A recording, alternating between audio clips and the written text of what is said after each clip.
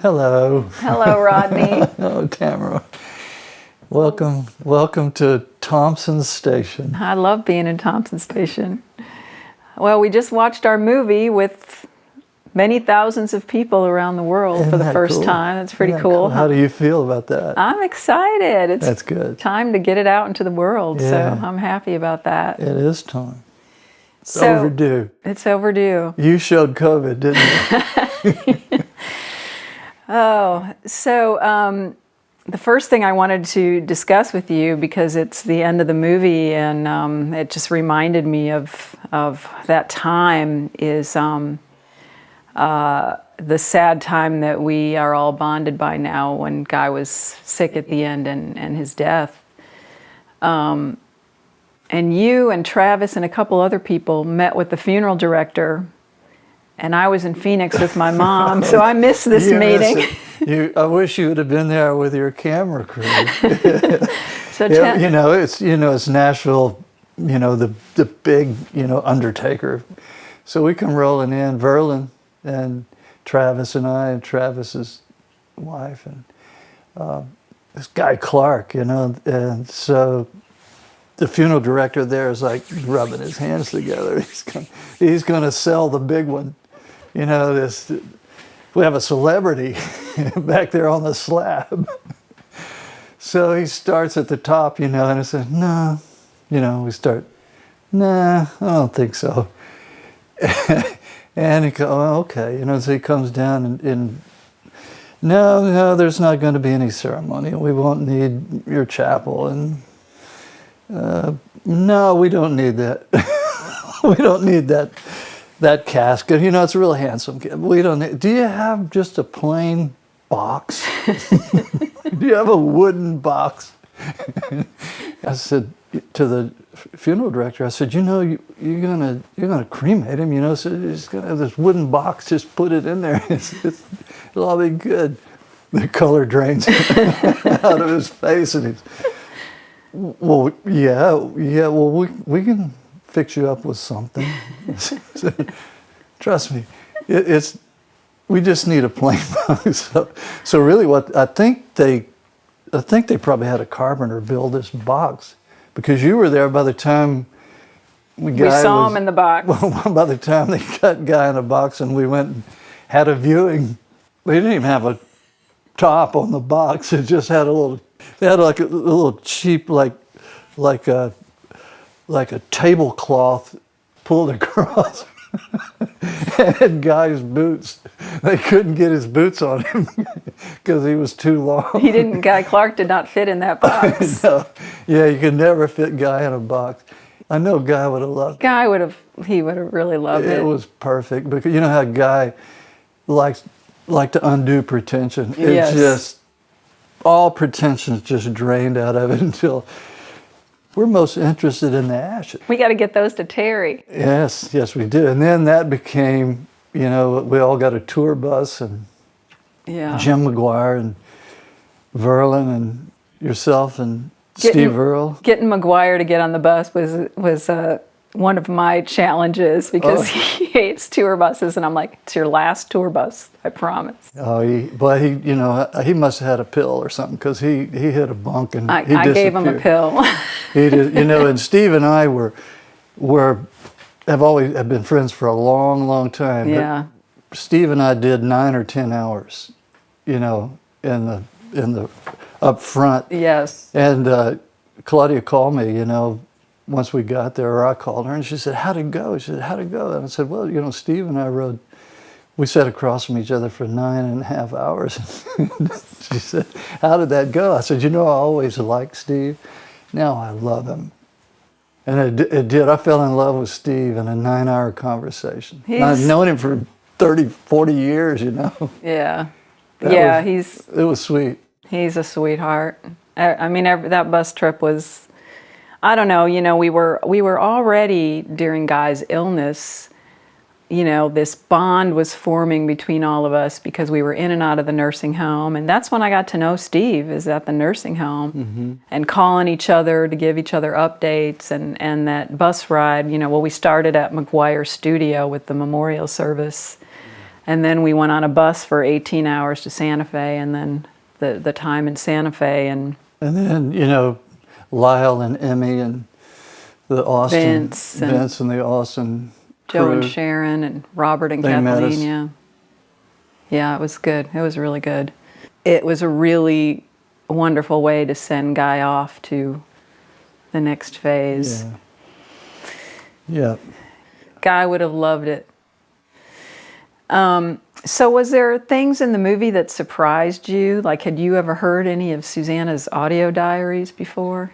No, unbeknownst to me, I never knew of Susanna's audio diary. As a matter of fact, I was pretty convinced that anything in, you know, electronic was awful, you know, it's like she disdained it, you know, it's like, that's not pure.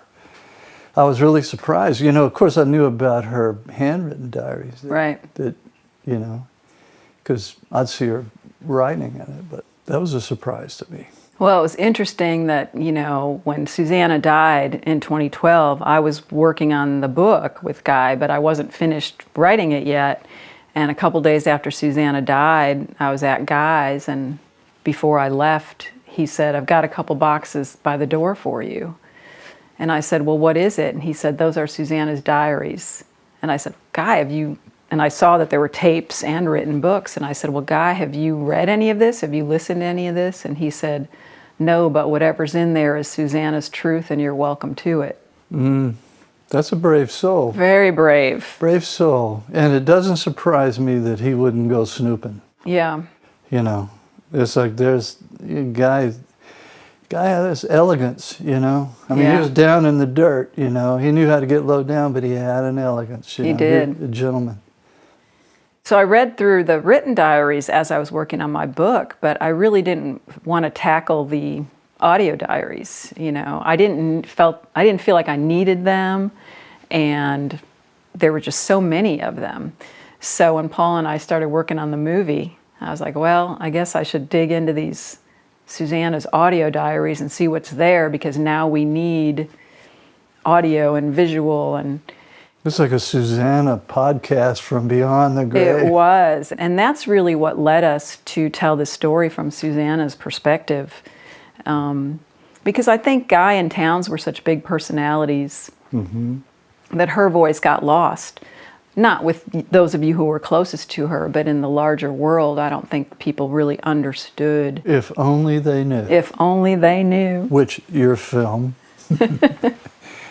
has brought that closer. Where Yes. People, it was like, you know, Susanna's voice was, you know, if you knew what was going on, Susanna's voice was never lost.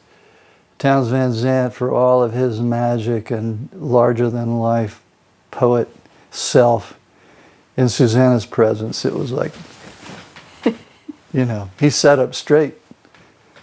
Everybody did. You know, you sit them straight in front, you know, in Susanna's She was a muse for all of you, wasn't she? She was, most definitely. It was like, you know, I was just a 22-year-old sponge when I met Guy and Susanna and Townes, and, you know, when I first got to Nashville, and it was like, I was young, but I was smart enough to know, shut up and listen, you know, and if you're gonna say something, think it over before you put it out there. Because, you know, you go one step too far and say something silly. Susanna had this beautiful way of putting you in your place. And not cruelly. I mean, there was a sting, but it was like, you're gonna thank me for pointing this out, you know, a year from now. 40 years from now, that kind of thing.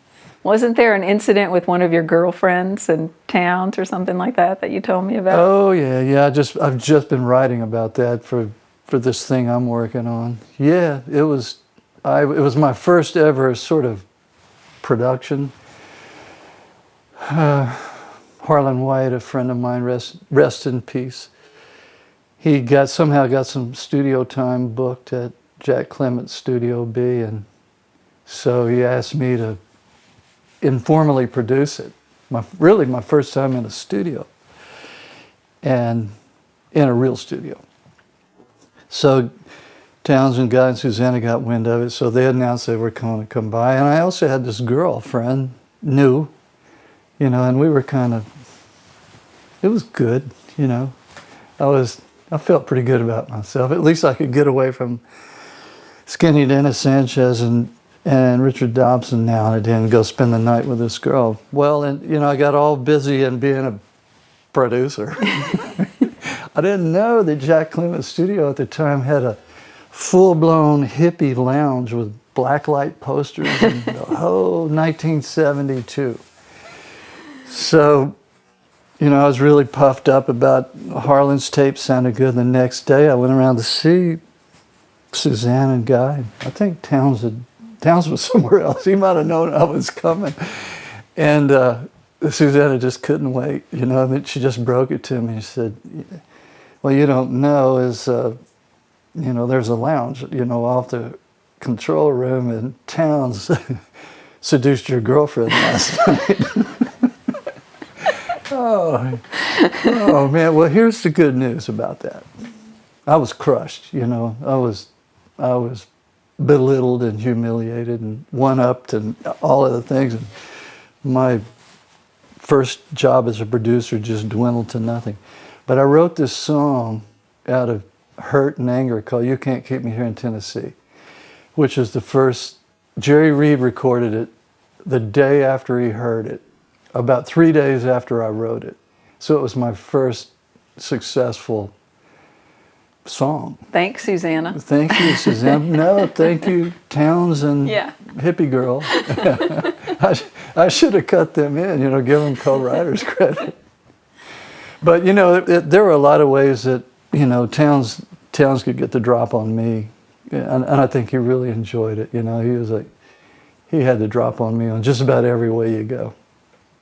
Also in the film, the relationship between Townes and Susanna and Guy, there was so much of that in the early days where, they didn't have video cameras on their phones, they didn't have cell phones, so there wasn't things that were illustrated. So we found Mel Chin, who Guy used to show those Mel Chin sketches to people that would come to his house that, Mel drew of he and Susanna and Townes, so we had him do these animations and stuff. And a lot of that was us kind of imagining what the situation was, like the day that Guy nailed himself into the room. Yeah. And having Mel sketch that out, So I never met Townes. So putting this movie together, I knew Guy and Susanna in their later years, but I had no idea about who Townes was other than what Guy told me. Townes was exotic. He wrote those songs that like dropped down from heaven and nobody could figure out how he wrote them. But he also was, at the time, he was a rambling, gambling, traveling folk singer who would come into town and would usually come in and stay at Amy Martin's place over in Hillsborough Village, which was very near this house that I'd rented with Skinny Dennis and Richard Dobson, which was kind of the gathering place. Well, whenever Townes would come in town, and generally he would be up, crashed out, kicking heroin. Townes is upstairs pulling up. So pretty soon word would get out around town, and Amy had a kind of a courtyard there, and pretty soon songwriters would come in with their guitar case. Everybody's sitting around, for days, a couple of days, bored with each other and playing their new songs and nervous and waiting for Townes to come down. He's still up there. He's still kicking heroin. So exotic, It's like we could barely afford dirt weed, And then he would come down, and a little pasty, no color in his face, and pull out a guitar, and sing Quicksilver Dreams of Maria. And everybody who had been sitting around with their guitar was going to play something for Townes just packed up. Didn't even try to put one across, A couple of fools tried, but Susanna took care of them. So in our film, Sissy Spacek is Susanna's voice, and Sissy came to us through your relationship with Sissy. You're the one that told me that when Sissy recorded the album that you produced, that there was a Susanna Clark song on that album, which kind of blew my mind. This time I'm going to beat you to the truck. Yeah, so tell me what you remember about Sissy recording that song. Well, Sissy's from Quitman, Texas, up in northeast Texas, and Susanna is from Atlanta, Texas. They're a stone's throw, so they're northeast Texas, northern Piney Woods girls, and so the timbre of their voice is very similar. And when I was working with Sissy, you know, getting songs together, I said, look, I got a friend who just writes right into your sensibility. And Sissy picked up on it immediately. Sissy came in the studio and she just became Susanna before our very eyes. It was really perfect. And then we found out the day that we were in the studio, Sissy was telling us a story about Sissy being 15 years old in Quitman, and a folk singer, a girl folk singer coming through town and taught Sissy this particular guitar picking technique. Susan Spaw, Guy's first wife. Oh. Susan Spaw, who was a folk singer in Houston, Right, and yeah. Guy married her. This was before, you know, Susan was probably 18, Sissy was 15, and Susan was the cousin of Sissy's best friend. So we put all this together after Sissy was in the studio because she told us this story, and then I posted on Facebook that Sissy had narrated our film, and then Susan Spaw in that thread said, "Oh, I taught Sissy this back then." Well, you know what Guy would say, you can't make this shit up. I know. You can't make this shit up. It was crazy. I was texting Sissy going, "You're not going to believe who that girl was." And their stories matched exactly. So, yeah, I feel like because the Sissy thing, just one day I was like, I just knew it had to be her, and that's when I called you. And I think Susanna was pulling the strings and put that lightning bolt in my head, because I had no idea you produced a record on Sissy. I had no idea she was from Quitman, Texas. I didn't know any of that. But Meant to be. Meant to be. Meant to be, you know, Susanna worked in strange ways. She did. That's good. That's good. I'm glad to know that.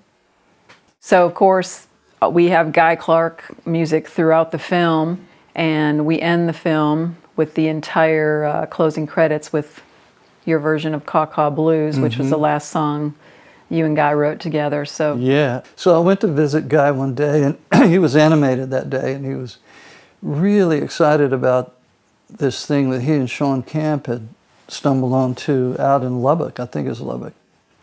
And it's a windmill museum, an oil derrick windmill museum. Paul and I have been there, yeah. And it was really animated about it. And he said, man, he was telling me about, and he couldn't get over that the crows had made a nest out of barbed wire. They'd kind of gone along the fence and shaped a nest. And he was in love with this, and he says, this has got to be a song. He said, I don't have the juice left in me to do it, but I got some words. And so he showed me the words, and I said, this has got to be some kind of blues thing. I actually started playing this little thing on the guitar, and he says, make it that. So I brought it back over here to my studio and started working on it. It was easy to finish, but I was really thinking, I got to deliver on this. This has got to be good. This has got to be right. So I finished it up and just recorded it on my phone and took it back over to the guy, and he bingo, you know. So he got it. So Guy passed on, and then I was making the album Texas, and I said, okay, it may be the reason that album is called Texas, because the first thing I had to do was get that song recorded. And I think that feel that we got on the recording and the way that I was wanting to play it on the guitar was very much influenced by the way when I would sit with Guy in 1972 and he would play guitar and I would sort of emulate his guitar playing. That's how the feel of it came. But I'm really proud of that recording. It's, you know, maybe stuff that works, or She's Crazy for Leaving might be the better songs that we wrote, but Caw Caw Blues was the last song we wrote. That's right. And thank you for putting it in the film. It's a fitting ending. You know, we play the whole song over the credits, so everybody gets to hear the entire song. And, you know, Caw Caw Blues also then inspired Terry Allen when he made the sculpture for Guy's cremains. Yeah, it's true. a crow. True. So I think Guy would love every bit of that. You know what? All of the things that happened from from the evening with the funeral director boiling it down to what it really is, to your film, to your book, to the evening that we had at Terry and Joe's in Santa Fe and sending Guy off, and he would have loved it. He'd have been really proud. He might have done that thing he would do where he's like, he doesn't want to show us how proud he is of it all, and he might have downplayed it a little bit, but he would have been proud. Yeah, I know he would have been. Well done. Thank you. Well done for you too, and I'm glad we're in this together, and thank you for being here with me tonight for our first official screening. My pleasure. Thank you. All right. Good night, everybody.